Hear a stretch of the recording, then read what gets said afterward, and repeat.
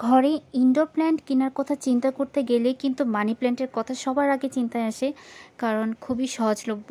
তো আমি কিছু মানি প্ল্যান্টের কাটিং করেছিলাম, যেহেতু আমার বড় একটা গাছ আছে, তো সেগুলোকে আমি প্রায় 15 দিনের মতো পানিতে রেখে দিয়েছিলাম।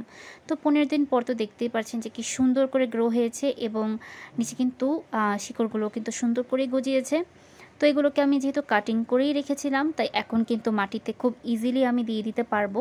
আমি প্রত্যেকটা পর্যায়ে কিন্তু সুন্দর করে কাটিং করে দিচ্ছি। ছোট্ট একটা পটে কিন্তু আমি আজকে মানি প্ল্যান্টটা গ্রো করব। তার মধ্যে আমি বালি আর মাটিগুলো কিন্তু মিক্স করে নিয়েছিলাম। তো বালি আর মাটিগুলোকে একটু ঝুরঝুরো অবস্থায় রেখেই কিন্তু আমি এই ইনডোর প্ল্যান্টের যেই প্ল্যান্টিংয়ে যে মাটিটা আছে সেটাকে কিন্তু আমি প্রস্তুত করছি। তো এখানে আমার যে কাটিংগুলো ছিল সেগুলোকে আমি ভালো করে পানিতে ধুয়ে নিয়েছিলাম।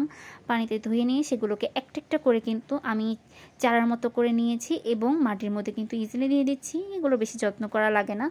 আশা করি আপনারা সবাই এভাবে একদিন ট্রাই করবেন।